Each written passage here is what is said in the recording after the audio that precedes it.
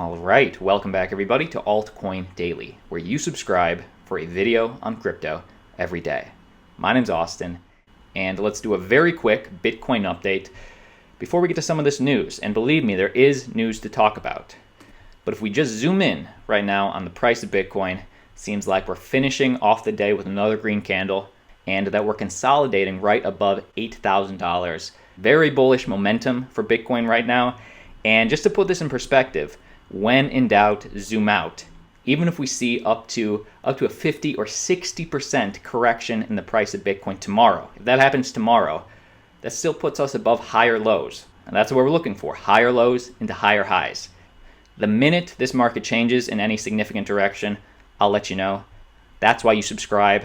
But having said that, let's get to the news. Anthony Pompliano, Bitcoin enthusiast, investor, crypto thought leader, went on CNBC this morning. So this just happened. He went on CNBC this morning to explain to Kevin O'Leary, as well as the rest of the CNBC panel, to explain why the bear market is over and why we have officially entered the bull market. Check this out. Hey, and you know what? Before we watch this real quick, the first question that Anthony Pompliano is about to address is, asked by the panel, is how soon are we going to see a 20K Bitcoin again? Given this rapid increase in price movement, how soon until we see new all-time highs for Bitcoin again? Check this out. Do we hit the past highs again? I definitely think that we will, right? Again, so what sort of time frame?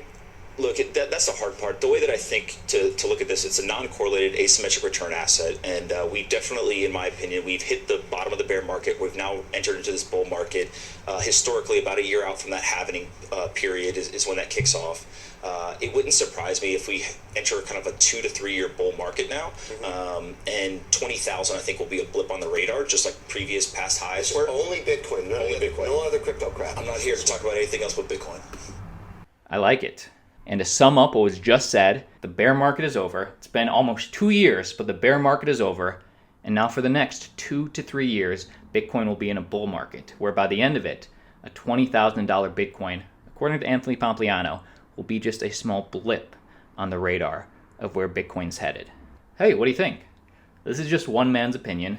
And the reasons that he gives, how he backs it up, why we're officially in bull territory, is number one, Bitcoin's a non-correlated asset, meaning it doesn't rely on where the traditional markets go. It's often seen as a hedge in the space. And number two, we are 1 year out from the halving, meaning that's a big reminder to everybody that there's a limited supply of Bitcoins and not everybody will be able to own one. He says for that reason, bull market is upon us. Now, CNBC, you might like them, you might hate them, but these kind of segments, this is what goes out to the sheeple, to people that aren't involved in cryptocurrency at all. This is what they see. But just to offer you the full picture, Pomp was not met with open arms for his views on Bitcoin. In fact, he was heavily criticized by Kevin O'Leary, Kevin calling Bitcoin garbage specifically, and questioning whether, right to Pomp's face, does Bitcoin have any intrinsic value at all? Or is it just a scam? Which, you know what, that's a really good reminder on where the majority of the world is right now, not understanding the value that Bitcoin has. When you say, my God, Bitcoin just got to 8K, we're going to be at 100K by the end of the year. There's a ton of people right now that still don't understand Bitcoin. And nobody reminds us more of that than CNBC. But let's check this out. This is what Kevin O'Leary had to say. I see nothing here but raw speculation. Where is the intrinsic value inherent in deploying real money and putting it into Bitcoin? The regulators don't like it. Where's the long-term value? And Pompliano responded. So for your portfolio, here's the number one thing I can tell you as to why you should own Bitcoin. It's a non-correlated asymmetric return asset that the value drivers of all of your equities, everything else is tied to earnings, GDP, interest rates, etc. The problem is that Bitcoin is not tied to anything.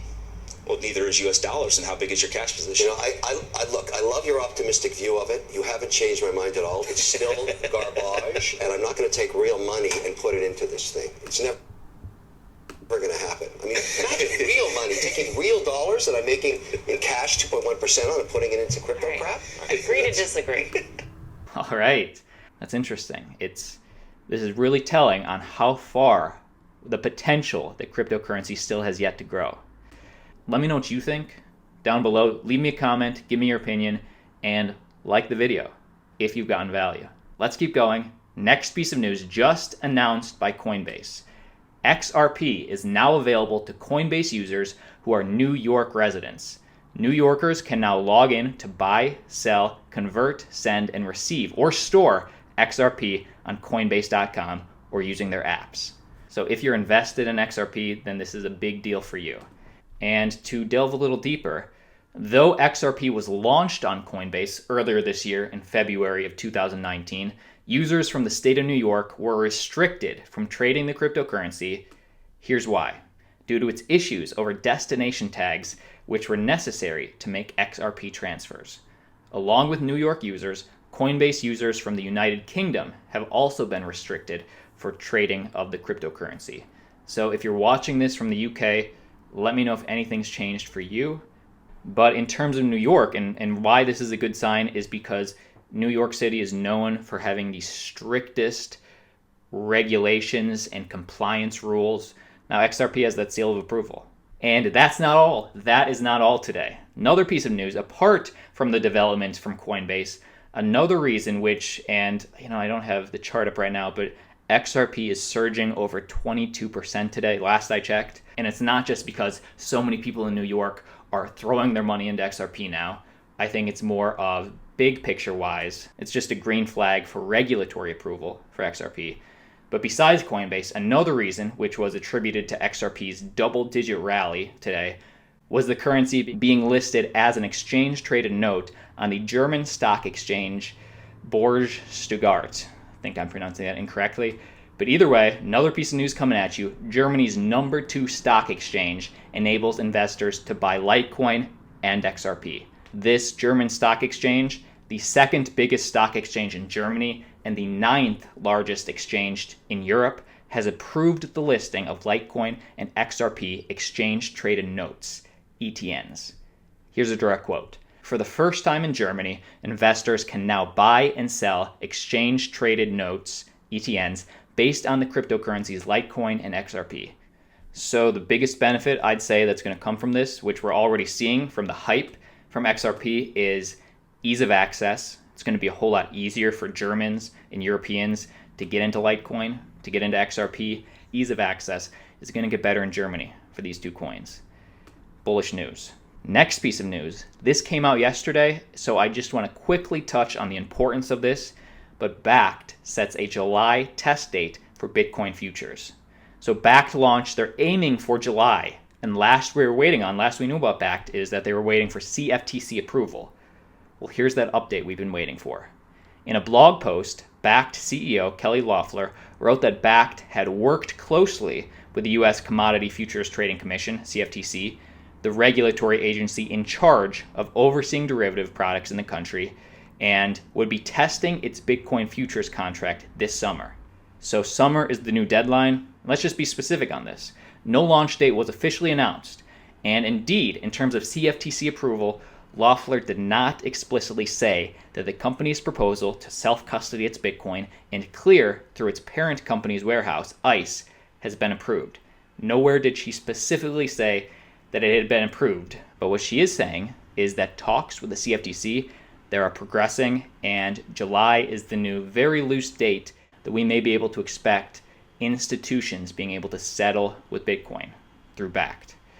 So it was a small update, but you know what? I appreciate the update nonetheless. I appreciate them keeping me informed. But Jake Chervinsky, a crypto enthusiast and lawyer in the space, so his expertise, so he often has perspective from the legal side for Bakkt and Bitcoin and crypto. He gave some interesting perspective. He said, Bakkt makes a play for Blockchain Week, which is this week, makes a play for news coverage during Blockchain Week by self-certifying their Bitcoin futures with the CFTC. Good step forward. So he does acknowledge that we are making progress, but they, meaning Bakkt, they still can't launch until the New York Department of Financial Services, I believe this is, they still can't launch until the NYDFS approves their warehouse, which could take a while. So he's saying that while they predict July 2019, he'll believe it when he sees it. He thinks they'll need a lot longer than July to get this implemented. Time will tell. I'll keep you updated. Either way, let's keep going.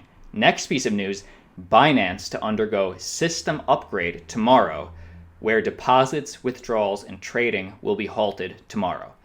And as we know from their hack that they had about a week ago, deposits and withdrawals on Binance were already halted. And it was actually today that they were going to finally open up their deposits and withdrawals again, which a lot of people were questioning. What's that going to do to the market? But either way, it looks like it's going to be halted again. Let me tell you why. Major cryptocurrency exchange Binance plans to undertake a scheduled system upgrade tomorrow that will prevent deposits, withdrawals, and trading for roughly 6 to 8 hours, according to an official announcement published today.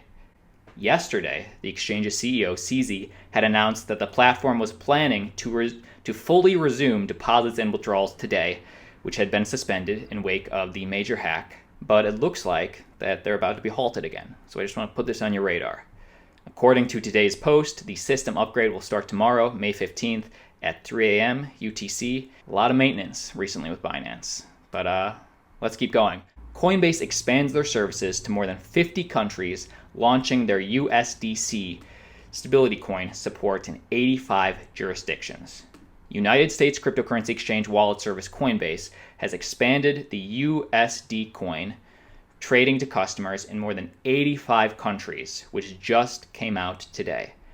Along with the USDC announcement, Coinbase also announced a major global expansion, adding 50 more jurisdictions to its coverage, including such countries as Brazil, South Africa, Taiwan, and many others. So this is going to open up a lot more on-ramps to the retail investors, the retail investor side, to the world, really. Starting from today, Coinbase now serves customers in 103 countries total, the exchange wrote, adding that the move will help accelerate the global adoption of crypto trading. The exchange first listed its stablecoin back in October of last year for customers in select jurisdictions in the United States. Long story short, this now opens up Coinbase as well as their stablecoin globally, which is a big deal.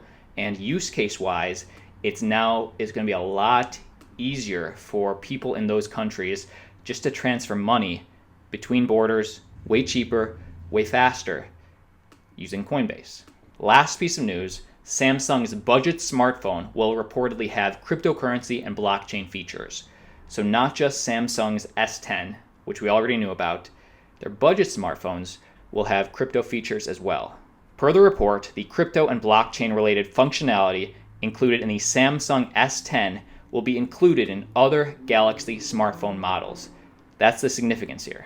So not just for people that can afford S10s, but they're lowering the barriers to entry for other people as well. We will lower the barriers to new experiences by gradually expanding the number of Galaxy models that support blockchain functions. We will also expand our service target countries after Korea, the United States, and Canada. More countries, more phone models getting involved with cryptocurrency and blockchain, at least Samsung's phone models. I think we're going to see sooner rather than later Apple and Huawei, other phones being forced to get into cryptocurrency just to keep up with Samsung. Either way, let's continue this conversation down below in the comments. I'll be talking to every single one of you. And if you've gotten value, only if you've gotten value, feel free to like, feel free to subscribe. I'll see you tomorrow.